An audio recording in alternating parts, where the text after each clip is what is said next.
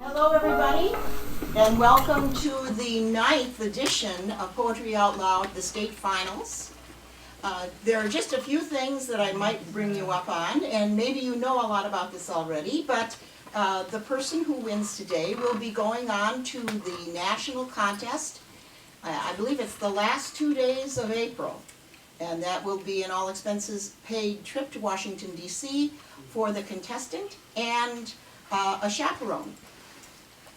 The school that the contestant is from will be getting $500 for the library to put in poetry books and or it's in general used for poetry books. Sometimes there just aren't that many in libraries. So that the second place winner will be getting $100. The first place winner will get $200 beside the trip to Washington, D.C.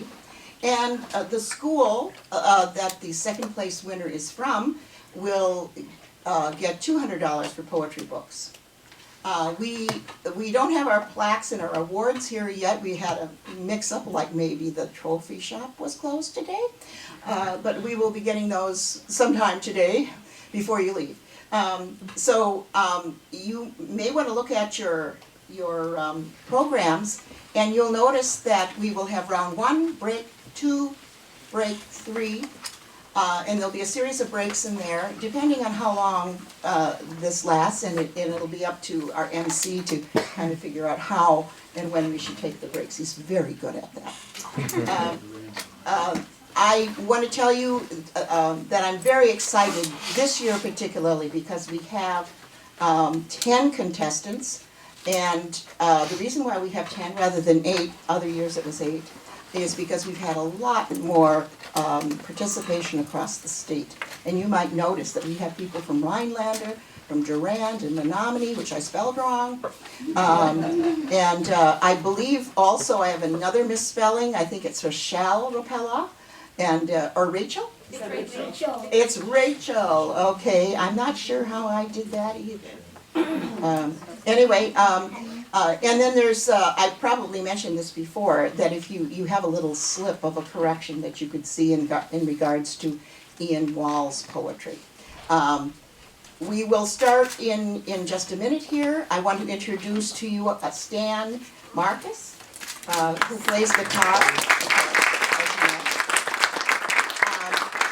Up there we have videographers and we have photographers, and we will be taking quite a lot of pictures during the contest and also after the contest when we will have an award ceremony. We'll have the award ceremony even if we don't have the trophies, but we'll have them. To go on with that, I don't think there's much more that I need to discuss. I want to recognize a couple more people, and that is our coordinators who live all across the state and develop the program out there in Durand, in Wrightstown, Green Bay, and over in Milwaukee. And they are, and then in the capital city area. And Penny Parsons does this. In this area, and then Ella Shaw comes west from Durand, and west central Wisconsin. And then we have Lois Slobberlick, and she's from Wrightstown, Green Bay area. And we have a fourth person coming in from Milwaukee, Kathleen Nelson, and she should be here. She's got a stint this morning, but she should be here shortly. And I want to thank you for all your hard work. We will have the judges and my assistant, Andrea Musher, who's helped me with this from the get-go. And I want to thank you all. Greetings, and now I'll turn this over to Mr. Jim Fleming, who's kind of retired, but he hasn't retired from this, which I'm very happy with.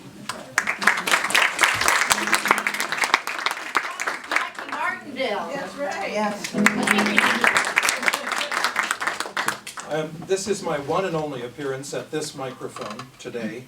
And I'm here mostly because I wanted to demonstrate to the participants that you simply squeeze this and move it to where it's best for you. Okay.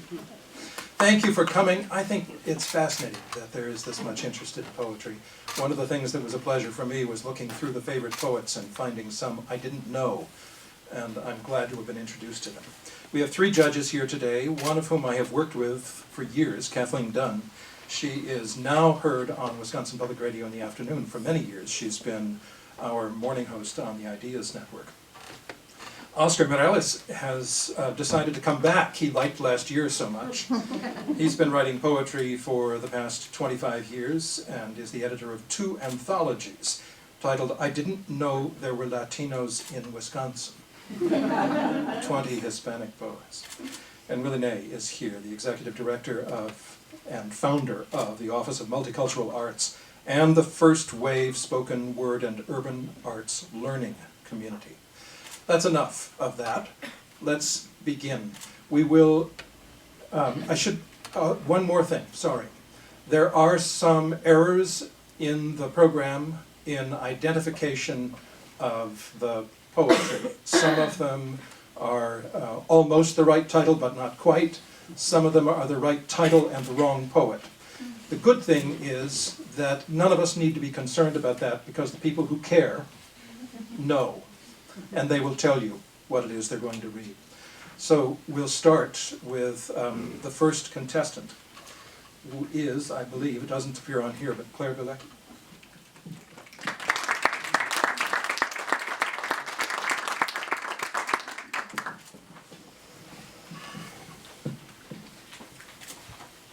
Before the Birth of One of Her Children, by Anne Bradstreet. All things within this fading world hath end. Adversity doth still our joys attend. No ties so strong, no friends so dear and sweet, but with death's parting blow is sure to meet.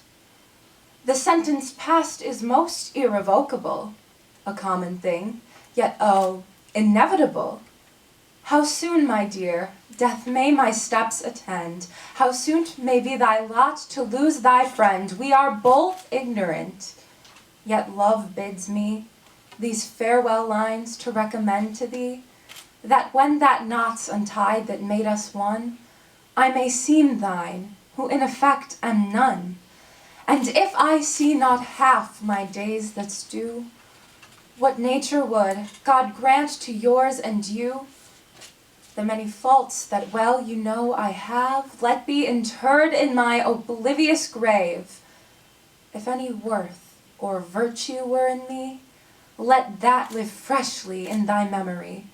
And when thou feel'st no grief as I no harms, yet love thy dead, who long lay in thine arms. And when thy loss shall be repaid with gains, look to my little babes, my dear remains. And if thou love thyself or lovest me, these, O protect from stepdame's injury. And if chance to thine eyes shall bring this verse, with some sad sighs honor my absent hearse, and kiss this paper for thy love's dear sake, who with salt tears this last farewell did take. Thank you.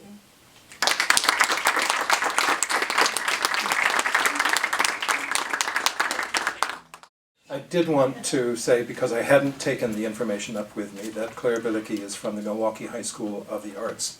She is a sophomore there. We'll hear more from her later. Next, from Menominee High School, a junior, here is Rebecca Brunstad.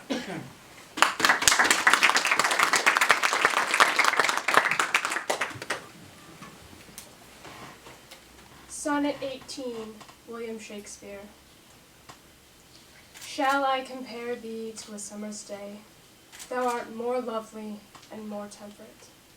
Rough winds do shake the darling buds of May, and summer's lease hath all too short a date.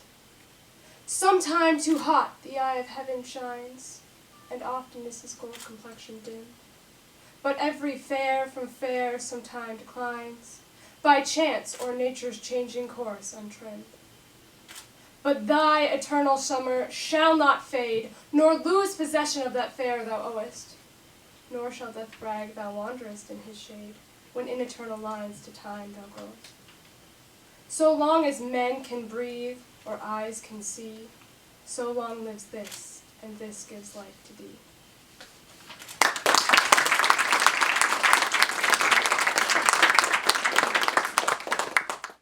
Elise Ditzler is next from Rhinelander High School, where she is a senior, and coming back, I believe, for a second year.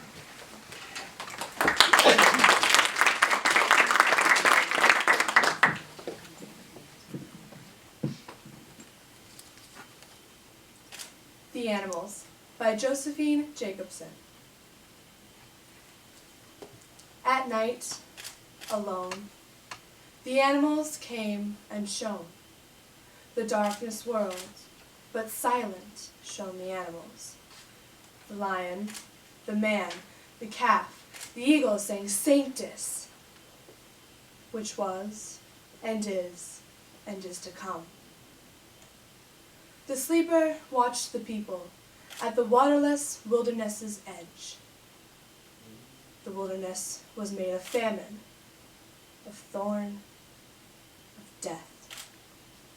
It was the goat which lightened the people praying. The goat went out with sin on its sunken head.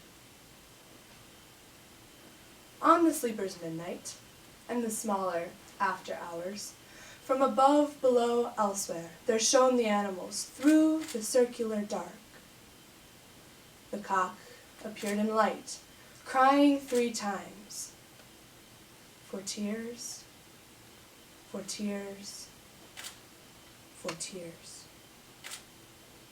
High in the frozen tree the sparrow sat. At 3 o'clock the luminous thunder of its fall fractured the earth. The somber serpent looped its coils to write in scales the slow snake music of the red ripe globe. To the sleeper, alone, the animals came and shone. The darkness whirled, but silent shone the animals. Just before dawn, the dove flew out of the dark, flying with green in her beak. The dove also had come.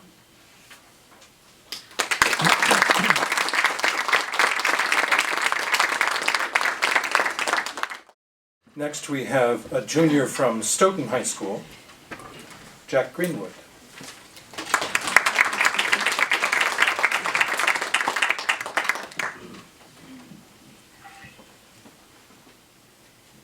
There was a mix-up by the poet in your programs. It is not by Walt Whitman. It is by the illustrious Oliver Wendell Holmes.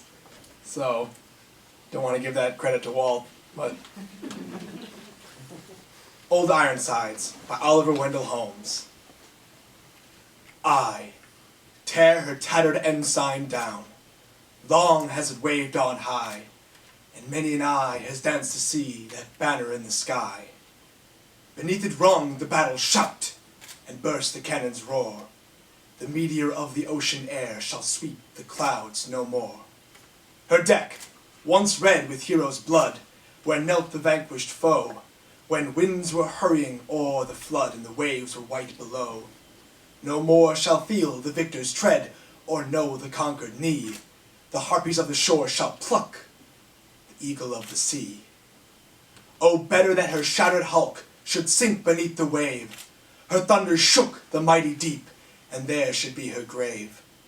Nail to the mast her holy flag, set every threadbare sail, and give it to the god of storms, the lightning and the gale.